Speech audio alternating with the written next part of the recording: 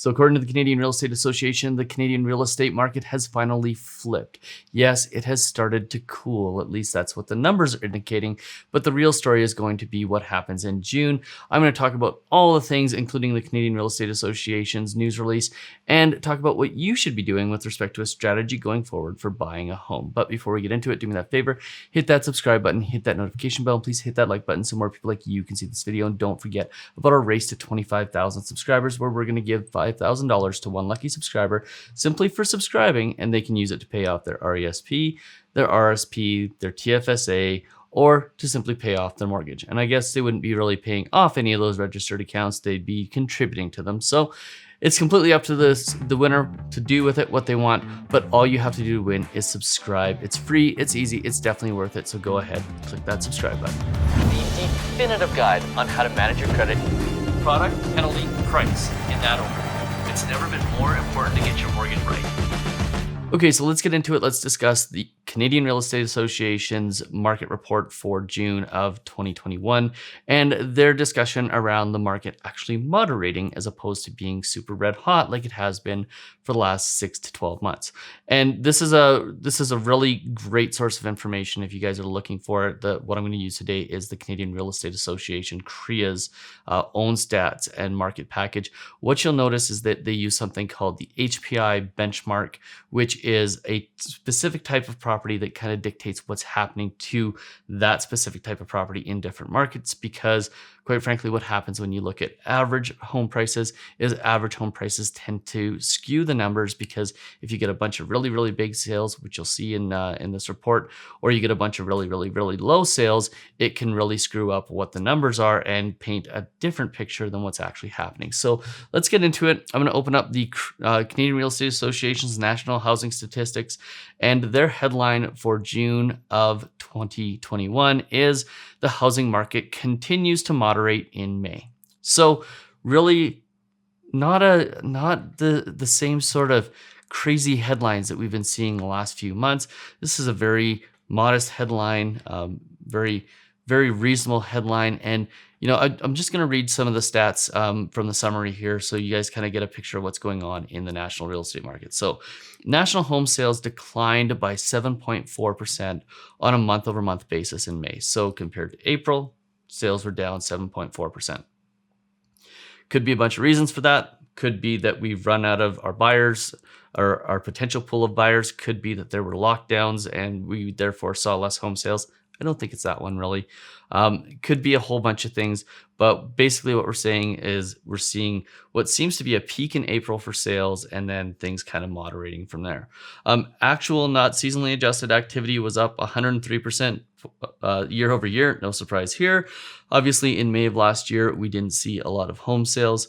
The number of newly listed properties fell down by 6.4% from April to May. And the MLS Home Price Index rose 1% month over month. So between April and May, even though there were less sales, even though there was less inventory, home prices still rose by 1%. Now, here's the interesting number. Compared to a year ago, housing prices are up 24.4%. So that is a pretty big number. That means that, their home prices are a quarter more expensive than what they were before. So if you were buying a house last year and it cost $400,000, what that means is today it would probably cost you about $500,000. So those are pretty substantial numbers. That's a pretty big jump in housing prices. Of course, we've talked about all the reasons why. We've talked about changes in preferences, which I think is going to be interesting because we could see some preferences changing back as the economies in the downtowns of the world start opening back up. We could see people going, hey, I miss that downtown lifestyle. In fact, one thing that we've noticed in Calgary prior to the pandemic is people who typically move out of the downtown core will move into the suburbs, and we have an actual map that shows that they tend to move back closer to downtown within a year or two. It seems to be that people who live downtown really love living downtown, and what will be interesting to see is when the pandemic is over here and when we're going back to things at least somewhat normal, if those preferences to be back closer to the action change back. And then the last one here is the actual, and again, not seasonally adjusted, national average sale price posted a 38.4% year over year gain in May. Okay, so what's the difference here? Why are we seeing that the average sale price has jumped up almost 40%, and we're seeing that the benchmark price has only gone up about 24%? Well, it's really simple. When you deal in averages, if you get really big outliers, like let's say you get a bunch of 10, 12, $15 million properties that are selling, well, those are going to pull the averages up, and it's going to basically skew the numbers, right? Because you can have one really big property sell in a city and that pull the average price up substantially, even though most of the other prices in the economy have stayed either the same or have even gone down. We've seen this in the Calgary market in the past, where we had a bunch of really high-end sales pull up the market, and even though the average two-story home was going for less money. Now, obviously they aren't going for less money, but they aren't selling for as much as some of those really, really, really big homes. That's why this HPI number is so, so important. So I'm going to take you back into here, and I'm just going to run you through the graphs because there's a lot of great information here. Residential new listings, you can see, obviously here's last year where things were really, really low. Here's April, May coming off the highs. That wasn't necessarily expected, but that's what's happening. It seems like we've exhausted that buyer pool, or the lockdowns that happened in April, May, they had some sort of effect, or maybe it's just people are getting tired of buying real estate and they want to start enjoying their summers, and that's where we're at. Now, moving on to residential sales activity, you can see that in April, significantly higher again than May. Now, keep in mind that these May numbers are still substantially higher than what we've seen for the last 5 or 6 years. So while things seem to be cooling off, it's still pretty hot relative to previous years. There's still a lot of transactions happening. It's just not quite as crazy as it was a couple months ago, which is a good thing, because what that means is that we're potentially going to see less of these crazy bidding wars, and less of the things that are creating a lot of inherent risk in the market, which is things like writing offers without financing conditions, even though you need financing and you may not be 100% sure that you're going to be able to get it. Residential market balance, I find this to be an interesting graph. You can see that the sales to listing ratio is getting back a little bit more into a normal range. It's still fairly high. So what that means is that for every listing, there is a pretty large number of sales relative, or every, let's say, 1,000 listings, most of them are getting sold in a given month. So in this case, where we're at right now is about 75% of listings get sold in the same month that they're put on. Interesting data. I guess it's within 60 days is when they're getting sold, if you take a look over here. But, sales to listing ratio, seeing that number come back down means that it's a little bit less crazy, and you're going to see less bidding wars, which is a good thing. And then residential price Canada, you can see the average price here has gone up pretty significantly, while the HPI aggregate composite benchmark has just sort of continued to rise gradually here. I'm going to show you the very next graph here. Oh, well, let me show you this one real quick too, because this one, if you're in specific provinces, is going to be relevant to you. You can see this is the average increase in price year over year. So remember, this is average, not the HPI. And you can see that in markets like BC, housing prices have gone up by about 25%, Alberta 18 or 19, Ontario obviously being the big one at 35 to 40%, actually about 37% there. And then you can see New Brunswick, everything Eastern Canada seems to be going up quite a bit as well. So, some interesting data there.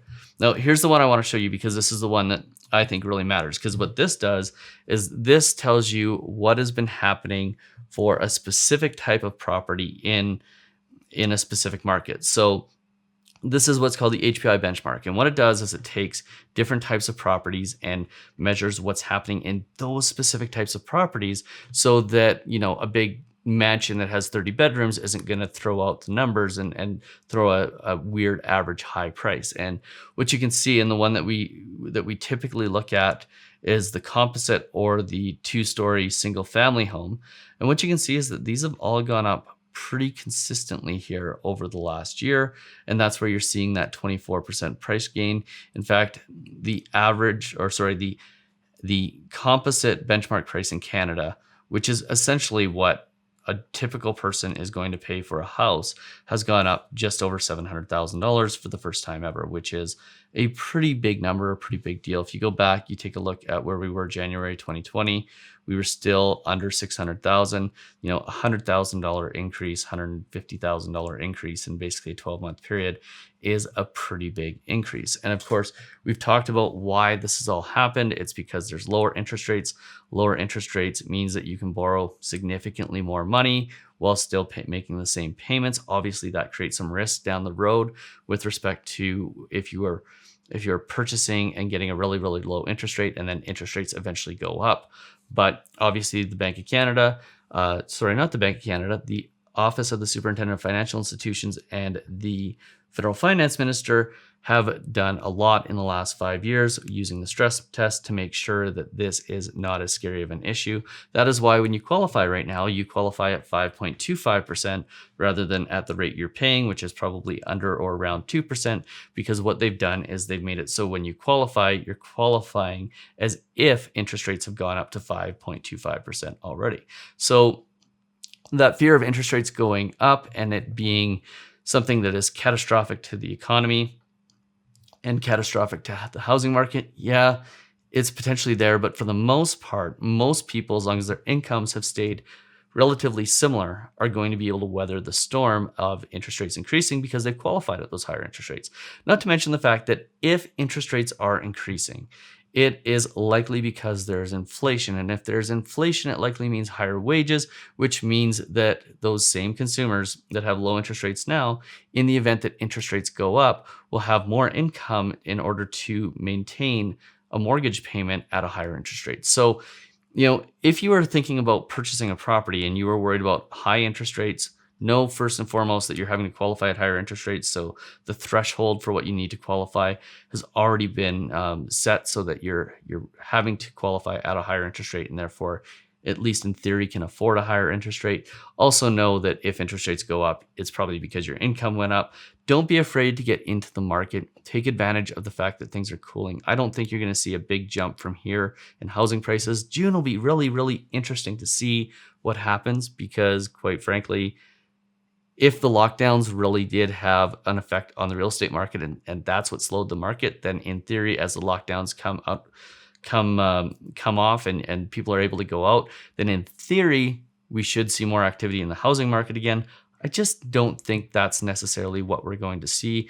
I can tell you from the analytics on this YouTube channel that the interest in real estate in April was significantly higher than the interest in real estate right now. As of today, as of filming this, we can see that spike in April where everybody was interested in real estate and we're just not seeing it as the lockdowns come off. Yeah, there's been a little bit of a bump up, but nothing compared to what was happening in April. I don't know if that is a good indication, but I think it probably is because that is an indication of how many people are searching for real estate and real estate terms. But at the end of the day, I would be, if you've been waiting to get into the market, I'd be taking advantage of the ability now to be able to write an offer without having to get into crazy competing offer situations, secure a low interest rate, get that interest rate that's low earlier so you have a longer period of time at the low interest rates. If you wait 6 months to a year and interest rates go up, that means you're going to have less of a window where you're at really low interest rates.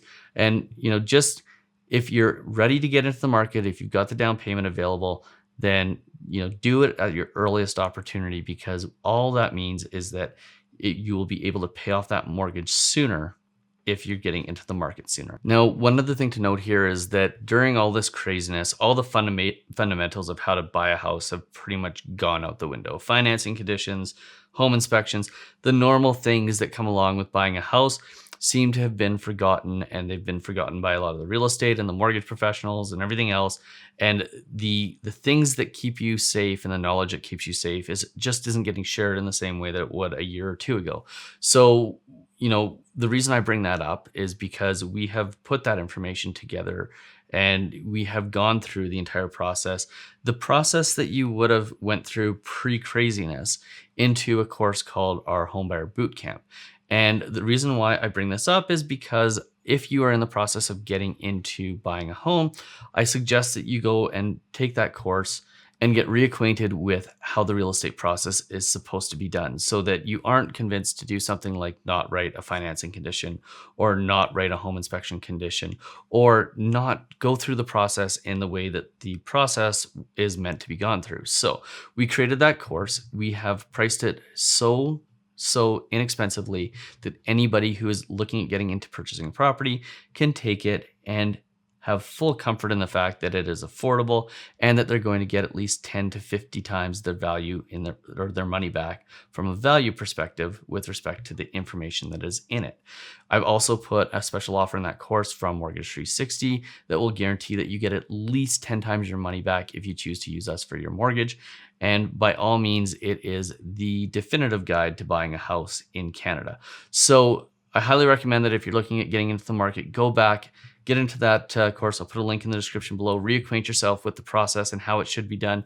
Make sure that you're doing all the right things. You have the information and the knowledge that you need in order to get where you're going. And it doesn't matter if you are purchasing in the next couple of weeks or you're purchasing 6 months to a year down the road. That course will be hugely beneficial in the success of your home buying opportunities and your home buying purchases. So if you found this video useful, do me a favor, click that subscribe button, hit that notification bell, and please hit that like button so more people like you can see this video. And don't forget about our race to 25,000 subscribers. I sincerely hope that you are the winner.